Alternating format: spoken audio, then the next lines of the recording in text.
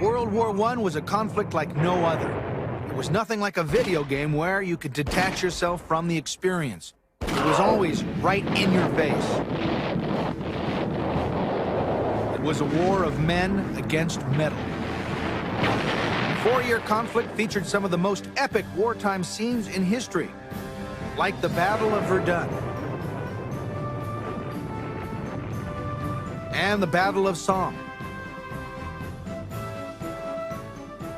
They were memorable enough to make any military critic's top 10 list. Ready to take risks, Rambo warriors marched into this war pumped up with patriotism. Each side was determined to kick some, well, you know what, and return home with a chest full of medals. Hollywood also got in on the action, dramatizing the heroism of these human fighting machines on the silver screen. A dashing Gary Cooper played a decorated war hero in the film Sergeant York. Rest of you, keep under cover. Come back here. Where are you going? You didn't give me command. But no movie better painted the pure picture of a foot soldier in action than the acclaimed Academy Award-winning film All Quiet on the Western Front. But all was not quiet on the Western Front. In fact, it was one of the noisiest wars the world had yet seen. Battlefields resembled one continuous 4th of July fireworks display. Yet, despite the relentless hammering of shellfire, young men from all over the world took up arms in this global conflict. A conflict that began with a royal assassination. Here's how it went down. In June of 1914, Austria's Archduke Franz Ferdinand and his wife were shot dead by a Serbian assassin in the streets of Sarajevo, what is now Bosnia-Herzegovina. In retaliation, the Austrian powers that be decided to teach the Serbs a lesson by declaring war on Serbia. This declaration sparked a chain reaction across the world, each country taking sides in this combat chess match. Here are the cliff notes of what happened. First, Tsar Nicholas of Russia, an ally of Serbia, began mobilizing his troops. In response, Germany's Kaiser Wilhelm, an ally of Austria-Hungary, declared war on Russia. Germany, certain that France would side with the Russians, then declared war on the French and sent troops through Belgium on their way to France. England and Belgium then declared war on Germany. 3 years later, the United States entered the conflict. By the end of 1917, the number of nationalities serving in World War I read like the directory at the United Nations. In Germany and Russia, enlistment was mandatory for any young man healthy enough to hold a rifle. In Great Britain, never had a call for volunteers been met with such enthusiasm. Young men served in what were called PALS battalions. Basically, they were groups of neighborhood chums who joined up to go to war together. But this war was no place to strike it rich. The monthly salary for an American private was $33. A German of the same rank was paid 19 Deutschmarks, roughly $5 US. In terms of dollar and cents, these guys would have been better off keeping their day job at the factory. But money aside, for most men, this war would be the great adventure. It was a way out of their daily ruts at work and at home. And it was the cheapest way to see the world. But this would not be a Club Med vacation for any of these guys. Just look at the uniforms they had to wear. These macho men are modeling what were the latest runway fashions of the war.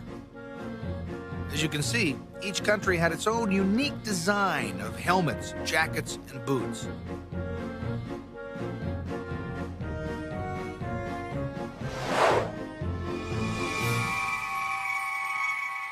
Also, guten Tag, ich heiße Rolf Galke. Ich bin deutscher Infanteriesoldat im Infanterieregiment Nummer 111 aus Baden. I'm representing today a member of the 111th Infantry Regiment, German Infantry Regiment from World War I from Baden. I'm wearing the model 1910 tunic. Very decorative. This was the model that was introduced at the beginning of the war. You can see a lot of red piping, very decorative buttons. My regiment went increasingly to leggings, which are wrapped very tightly around your leg and help keep the mud and lice and everything else out of your uniform.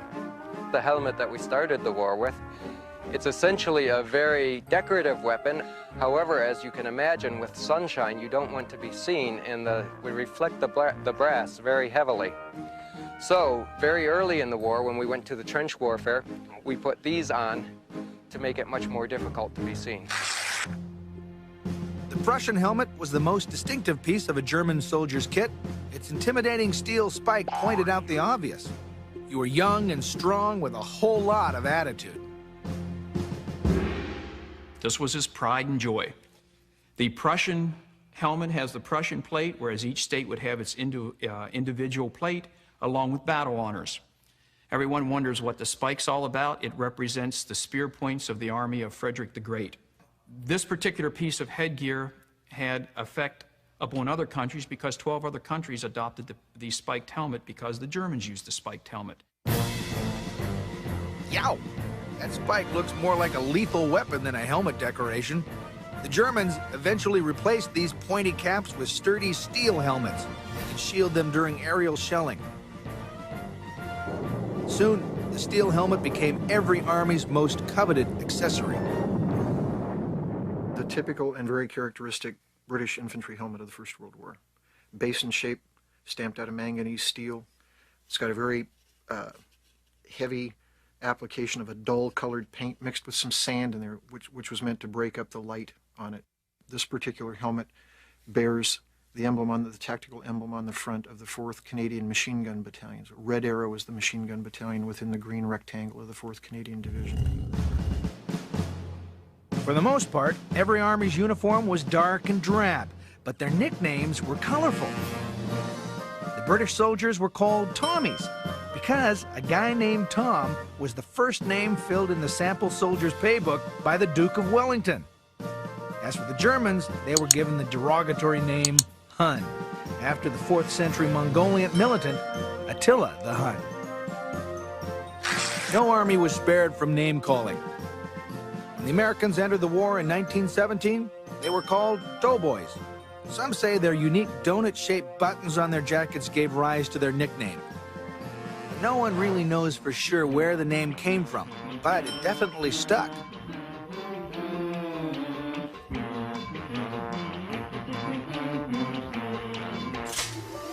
Salvation Army lasses, as they were called, even began making donuts for the boys overseas.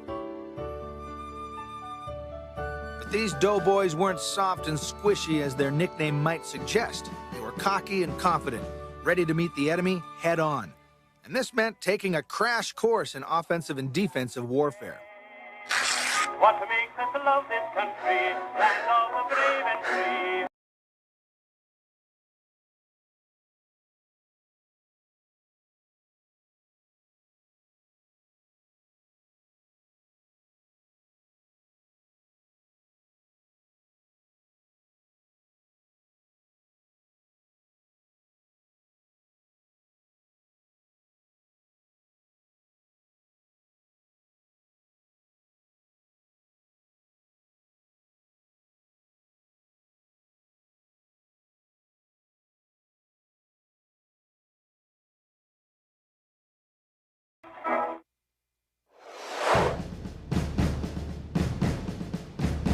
For most of the doughboys, it was their first time away from home.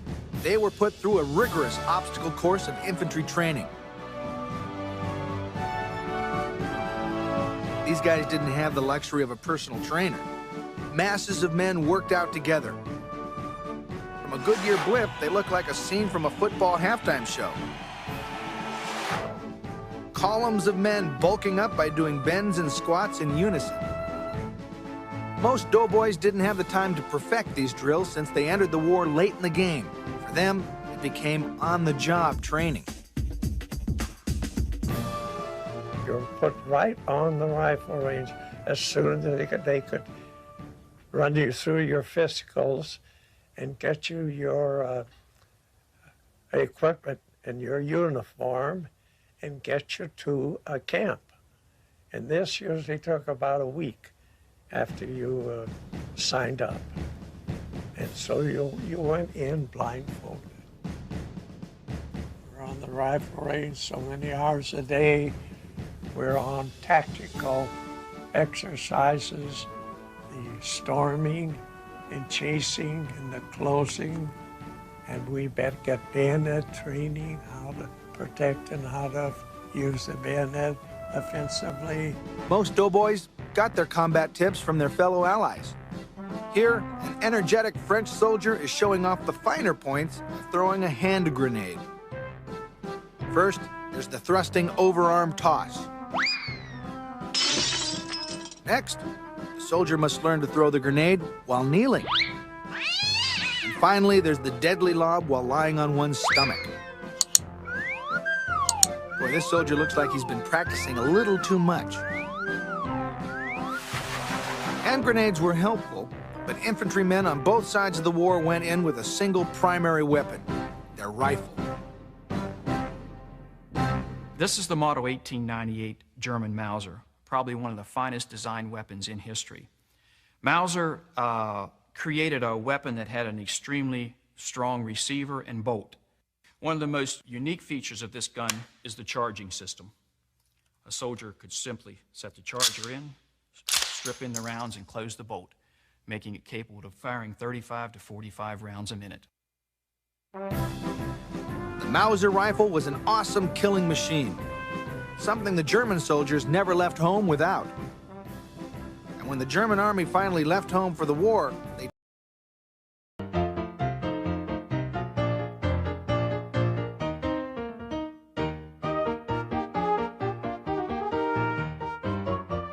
The Great War was not all murder and mayhem. In fact, there were moments when foot soldiers had a downright good time.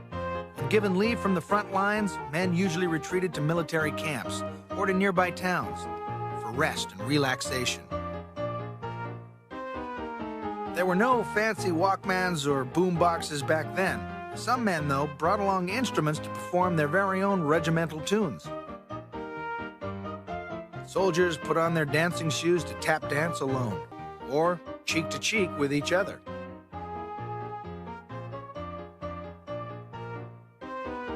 Some men even dressed in drag to perform small skits and plays.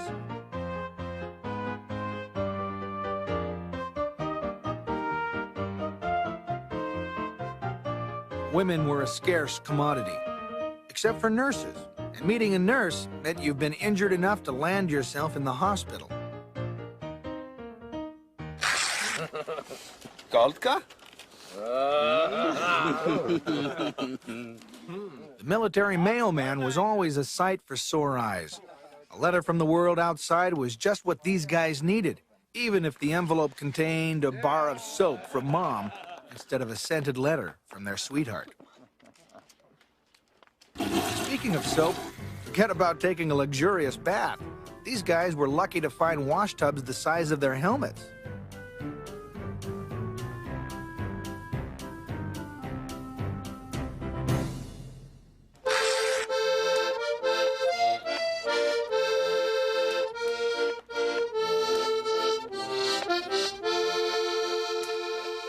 Military camps were places where soldiers could escape from the pressures of the war not so far away.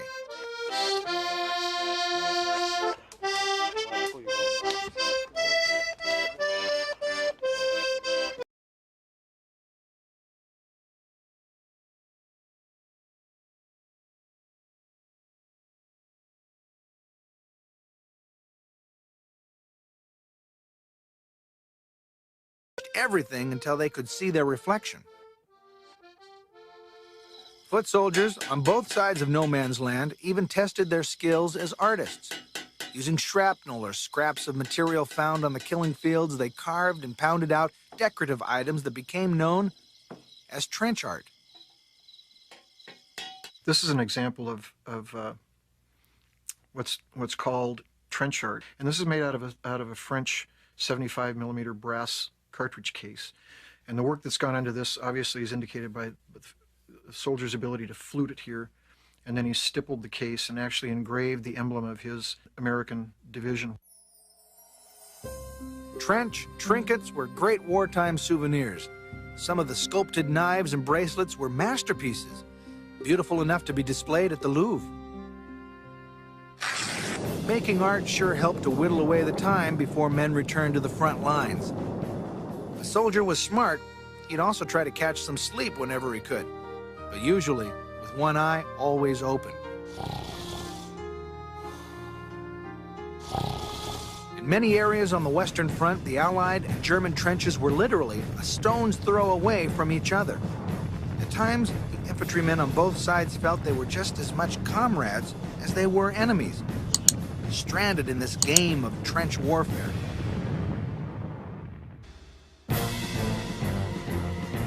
Independent of the big brass, soldiers often made their own rules of live and let live. Early in the war, both sides would often announce spontaneous truces.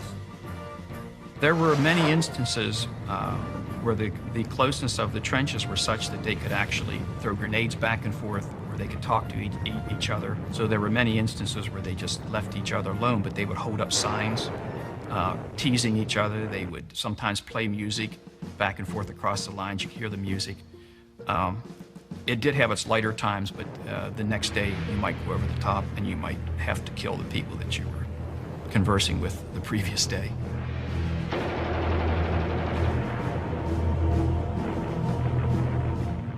The most memorable truce occurred on the bitterly cold Christmas of 1914. Across no man's land, British soldiers could hear the German soldiers sing Silent Night. The British applauded and began singing their own Christmas hymns. Both sides were singing Christmas songs, and eventually one brave soul yelled back, you know, would you meet me in no man's land? And another brave soul perhaps got courage enough to walk out, and they shook hands, and pretty soon men started coming out of the trenches and exchanging, swapping maybe tobacco for chocolate. The officers, although they knew this was wrong, overlooked it in most cases. Soldiers on both sides laid down their weapons and gathered together in no man's land to share in the holiday spirit. It was a time soldiers on both sides could feel human again, but it was a fleeting moment.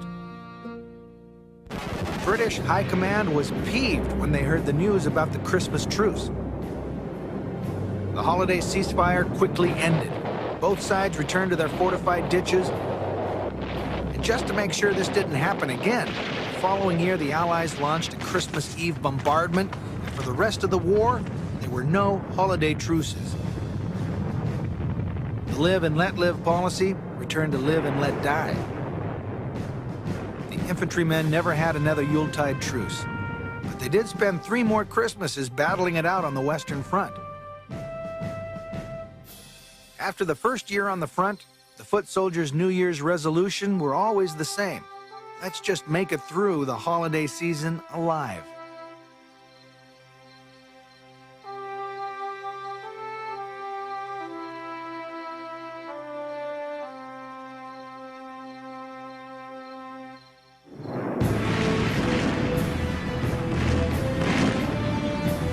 World War I was a techno-battle of machinery against men.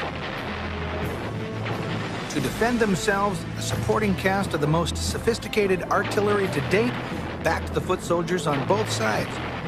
Modern-day catapults launched 16-inch projectiles that pounded and flailed the landscape.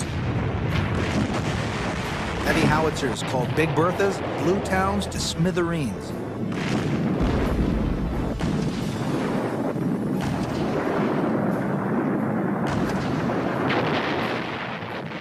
Both sides fought with the same war toys until 1915, when German High Command decided to change the rules.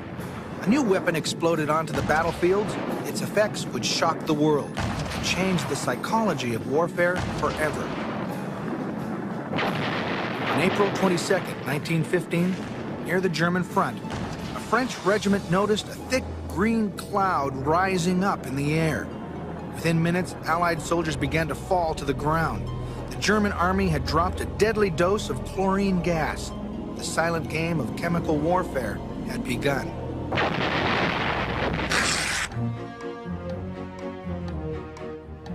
The Germans used a variety of gases.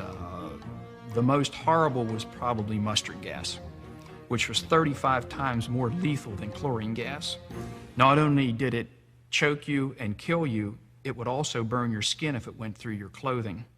They also used forms of toxic smoke. The smoke was an irritant that would make you take your gas mask off to cough, and then they would dump in the lethal gas on top of that.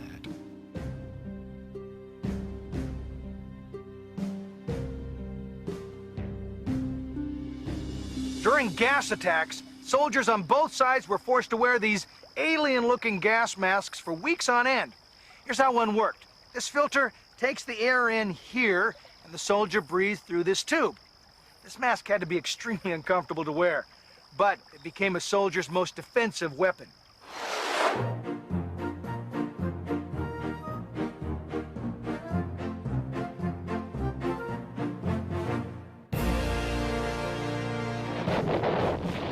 Unable to see or hear it coming, poisonous gases became a new weapon in psyching out the enemy. Another way foot soldiers caught their enemy by surprise was with a well-planned trench raid. You see, stalemating was the biggest military obstacle in World War I.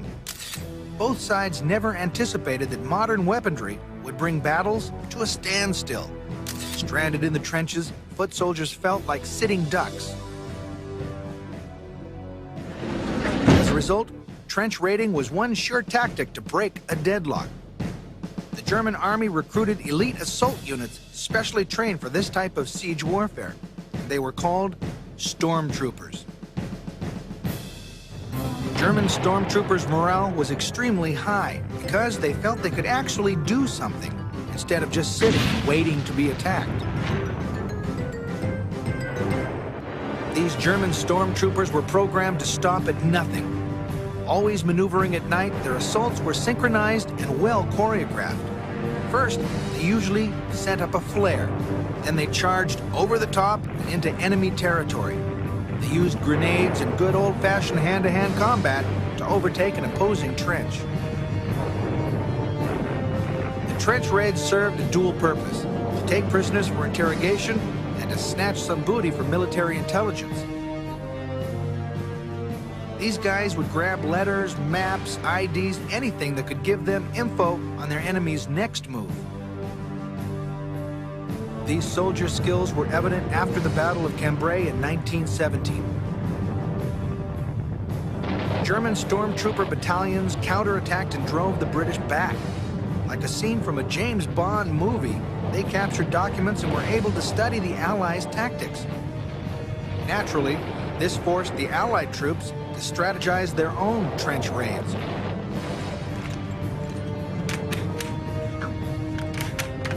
Okay. We'd crawl over there during the night, and we'd lay out in front of the German trench, and we had every man was given a .45 and a dagger instead of a rifle. And myself and my sergeant and 2 or 3 other men would have wire cutters to cut the lower wires, and then we'd crawl under the barbed wires. And when I'd given the signal, everybody jumped at once.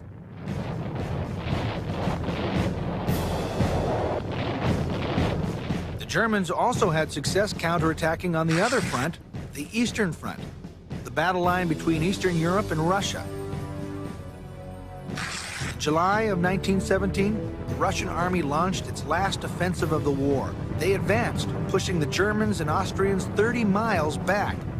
Then they just stopped, refusing to go any further. Russia was in the throes of riot and revolution, and the foot soldiers had lost morale.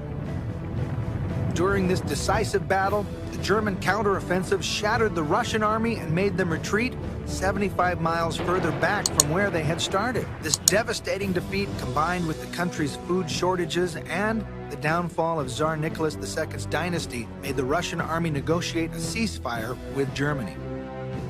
Russia had now dropped out of the war, but the war's end was still nowhere in sight. Never before had men in uniform been exposed to the constant hammering of shell fire.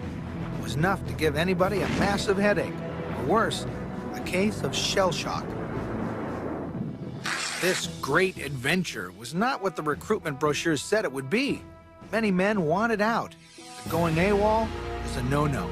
Mutiny could land you in front of a firing squad. Still, after 3 long years, many foot soldiers on both sides had had enough. Families wanted their boys back home. The infantrymen wanted peace. Everyone wondered what it would take to stop this war. On April 6, 1917, they got their answer. America declared war on Germany.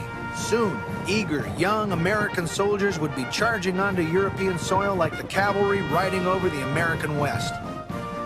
After months of training and watching their allies in action, the Americans had finally entered the war and were determined to bring down the German army once and for all.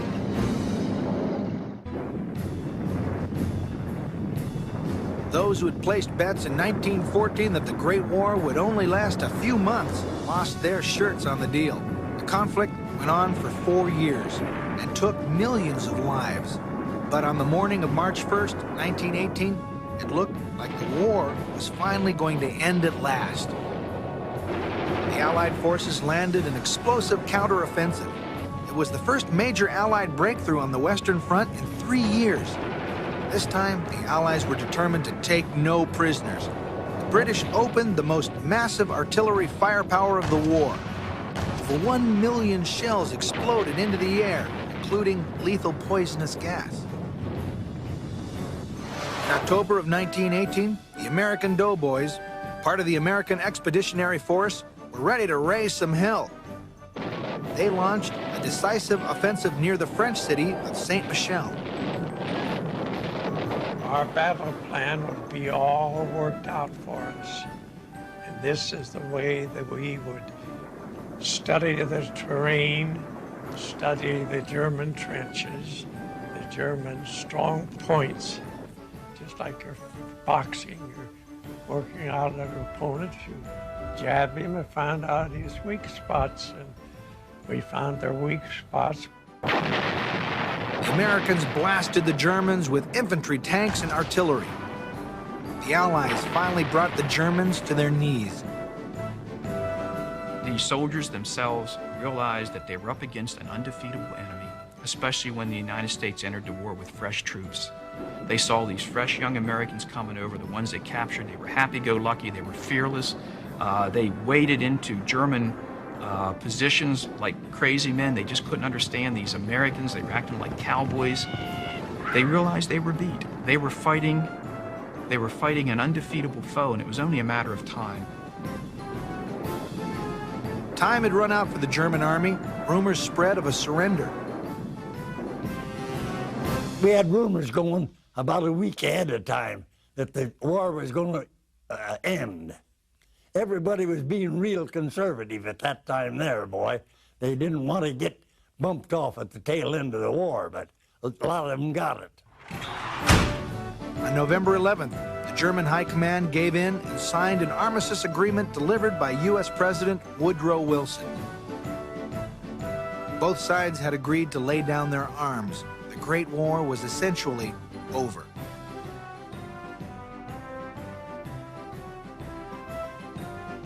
When news of the surrender made its way to the Western Front, many German soldiers literally laid down their rifles and walked home.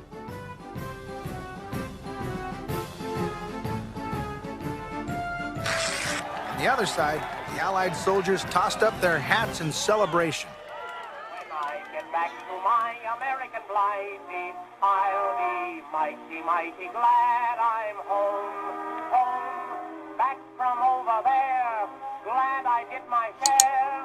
I wouldn't care just where they landed me, in Liberty Land. Victory parties spread across 2 continents. Every country was glad to have their boys home. From the girl, and Mother and Dad and Uncle Ben will pray I never go away again when I get back to my American blighty. In the United States, decoration ceremonies for the heroes were bigger than the Academy Awards. over 120 American men received the coveted Medal of Honor. American Doughboy's ultimate war trophy, however, laid back on the battlefields. At war's end, soldiers scavenged no man's land like starving hyenas for war mementos like German medals, helmets, and automatic pistols.